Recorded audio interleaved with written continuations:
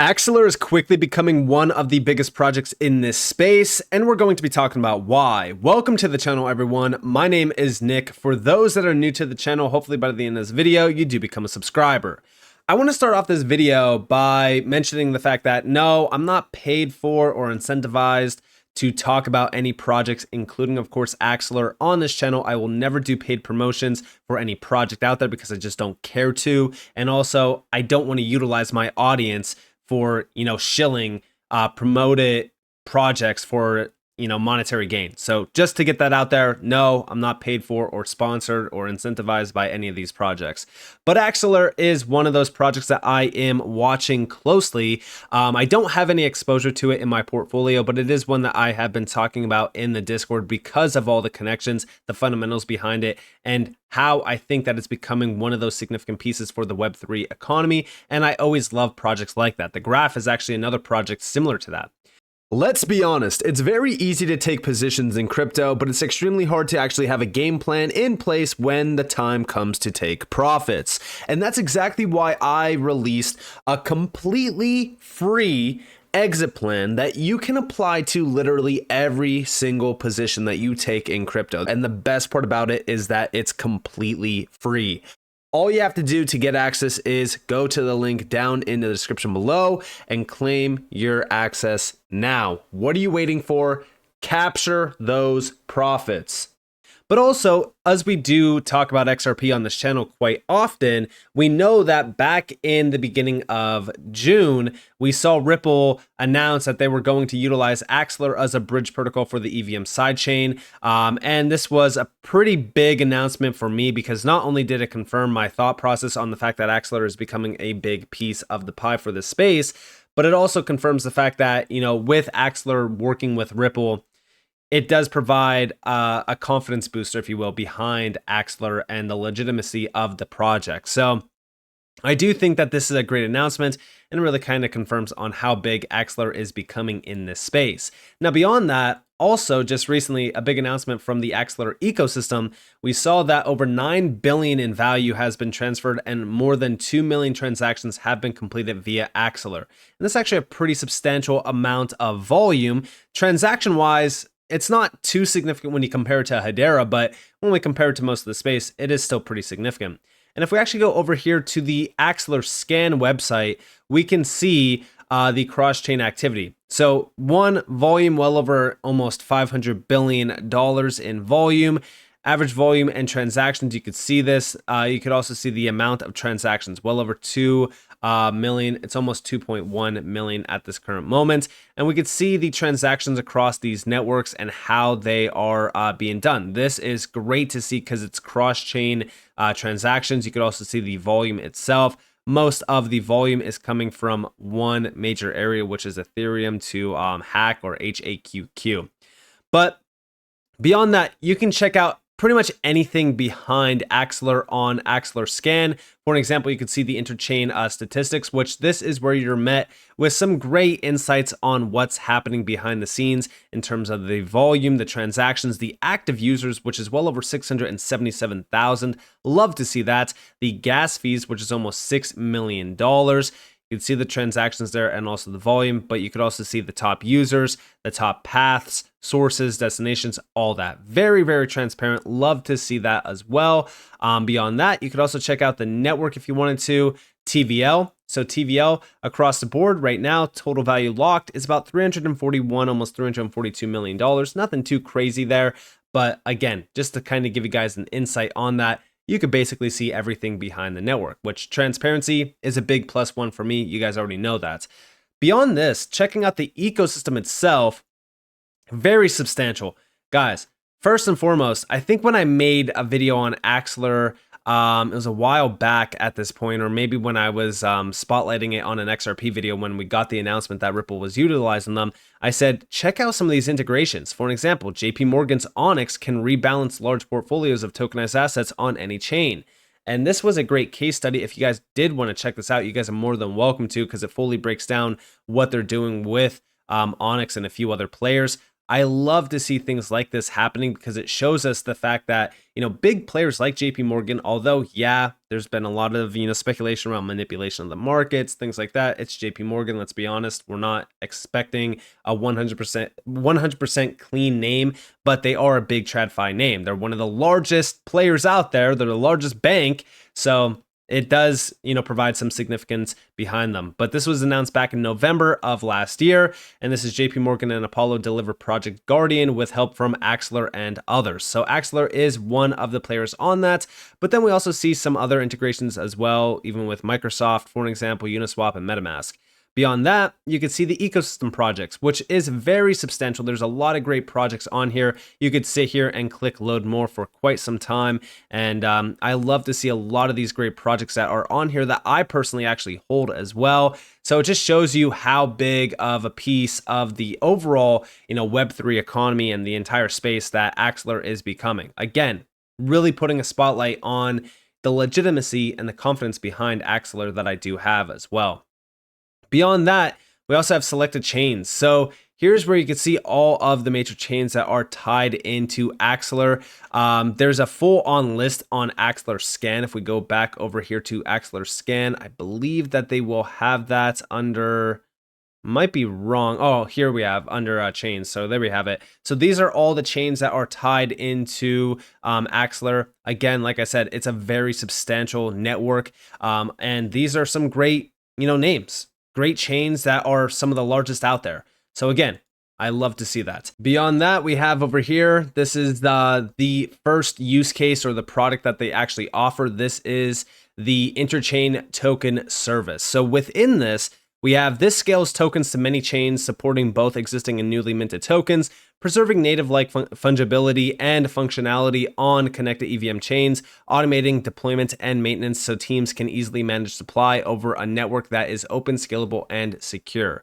You can kind of see how this works over here in terms of this one little image. But beyond that, we have a no-code portal for token management as well, multi-chain distribution via Squid, and then down here we have some of the benefits behind this: no code, trustless, fungible, and functional. And these are the projects utilizing ITS today. You might know some of these projects. I've mentioned them in the past, like for example, ClimaDAO is a big one. Kava also is a big project that I've heard about, but I haven't really looked into it before, but it is definitely one of the players in the space. So love to see it. Again, this is a great product for the entire space. Beyond that, there's also another product that they have, and it's actually under enterprise services. So this is enterprise grade and multi-chain. So if we actually look here, we have the leading enterprise integrations. Again, this is the product under enterprise solutions.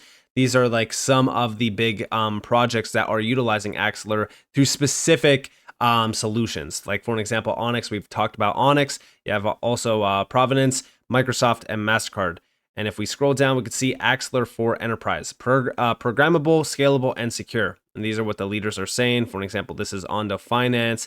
You also have from Mountain Protocol, Prime, Provenance, and then it just kind of goes back to the first one. But these could be pretty much any use cases. For an example, we have programmable. No comparable cross-chain network supports smart contracts. Axelar delivers true chain abstraction for both users and developers with minimal overhead. Today, Axelar connects more blockchains than any other interoperability provider, and the gap is widening. Axelar is truly the shortest path to scale.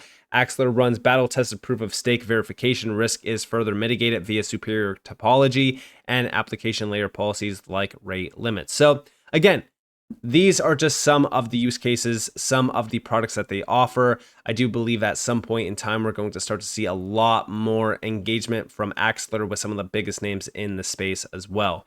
Beyond that, let's go over here to the interchain ecosystem. So I already broke down a few of the names that are within this, right? If we go back over here, these are some of the names, but they continue to add more to this and expand the network. Here are some of the projects that they did add. Again, some of these, like for an example, Aether Cloud is on here, but these are the other ones that they've added just recently. Again, just kind of shows you that they continue to expand, continue to bring even more players onto the network. Just showing you how much bigger of a network they will essentially become and how much bigger of a piece of the overall ecosystem they are becoming as well.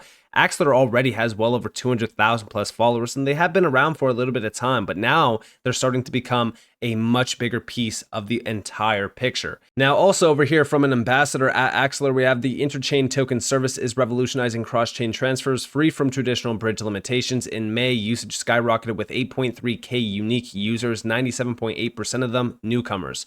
And here we have number of users over time. He also did provide us with a screenshot of the interchain service and some of the users, transfers, token addresses, and even the paths behind this as well. And you can see the number of users over time really kind of growing. The number of interchain transfers over time kind of slowed down a little bit versus May, but that's because, or versus March, sorry. And that's because the entire market really kind of cooling off. But we have the top 5 paths by transactions, top 5 paths by users, and then down here we have the top sources and stuff like that, which again, I did provide you guys with over here in terms of the actual Axelar scan platform. But this kind of gives us a little bit of a brief insight on the users, how fast it's been growing, how May was one of the biggest months for the amount of users. And this kind of just shows you that, you know, if the market is going to heat up in a large way like we are anticipating, then we're probably going to see a lot more users, a lot more transfers coming into the space, a lot more transactions as well happening on Axelar, only providing even more fuel for it to really kind of move even higher. And also talking more so about some of the names that they're working with, like JP Morgan, MasterCard, Microsoft, stuff like that. Just recently, they were on a panel at Point Zero Forum side event, and this is Interoperability Unlocked. We have panelists from Citi, Deutsche Bank, and MasterCard joined Axelar and Metrica to discuss RWA tokenization interoperability across blockchains at their Point Zero Forum side event, Interoperability Unlocked. Now, like I said, you know, as we look at interoperability, it's crucial. We talk about this a lot with quants, and I do think that Axelar really is becoming a big player as well on top of that topic, but this is more so around this entire space, really making sure that everything is interoperable within this space as well. And just like Axelar, right, this could easily be plug and played into Overledger if you wanted it to, but I do think that these discussions where you have heavy hitters from Citi and traditional finance giants, right, like Deutsche Bank as well, MasterCard, it really provides us some substance behind just how deep and how embedded Axelar really is within the TradFi and even the DeFi realm. So I do think that Axelar having these conversations, having these events as well, and working with some of the biggest names out there just gives you an insight on how prepared TradFi really is to kind of be a part of this space. And with Axelar already working with some of the biggest names like JP Morgan, for an example, I do think that we're going to start to see a lot more TradFi adoption and integrations happen with Axelar, which I'm very excited about. Maybe it does happen, maybe it doesn't, but I do think that it does have a lot of potential working with, you know, JP Morgan, for an example, or even Microsoft and MasterCard and, you know, names like that. But also outside of that, they also pushed a full report with Deutsche Bank, Citi, MasterCard, Northern Trust, and even Centrifuge. And this is regarding institutional interoperability, how financial institutions navigate a multi-chain world. And it's a full report breaking down where they're at right now in terms of, you know, Citi and them. I don't want to open the report and waste too much of your guys' time, but we can see what Citi is doing, what Deutsche Bank is doing, what MasterCard is doing, Northern Trust, Centrifuge, and so forth. And a lot of this is really kind of just focused on not only interoperability, but it's also focused on just digital asset products, like, for example, deploying a multi-asset approach across the firm's business lines, digital assets exploration, spend, digital money, trade, securities, custody, and even asset servicing. And that's from Citi alone. When it comes to Deutsche Bank, they're emphasizing the need for sophisticated abstraction systems that can mitigate risk of gas payments going to, you know, sanctioned entities. Such risks are heightened when systems integrate multiple blockchains. MasterCard is actually focused on interoperability for financial institutions across blockchain systems, applying the same paradigm it has used to connect banks via credit card payment rails. MasterCard envisions an era where information of all types exists on verifiable ledgers. And we also know that MasterCard is actually already utilizing Axelar for use cases like this, which is very significant. Now, beyond that, you have Northern Trust, which gave a timeline of its plans for carbon credit marketplaces and digital bond custody solutions. They actually predict that by 2030, its digital assets market will be up to 10% of its $13 trillion assets under custody today. Only use of multiple blockchains can make this possible. So again, you can clearly see how big the multi-chain, future is becoming, and how, crucial it is to have these connections between all of these multiple chains, having that interoperability at the core. So as we really look at this, it only confirms that Axelar and what they're doing is a very big deal. And in fact, it's critical for the future of this space. So that's why I do think that Axelar is becoming a big deal. And I do think that's one of those projects that everyone should be focused on. So with that being said, I hope that you guys enjoyed this video. If you guys did, definitely leave a like, subscribe to notifications on because more free content. You guys are more than welcome to follow me on Twitter and join the free Discord down in the description below. And with that being said, guys, it's been Nick. Thanks for watching. Peace out.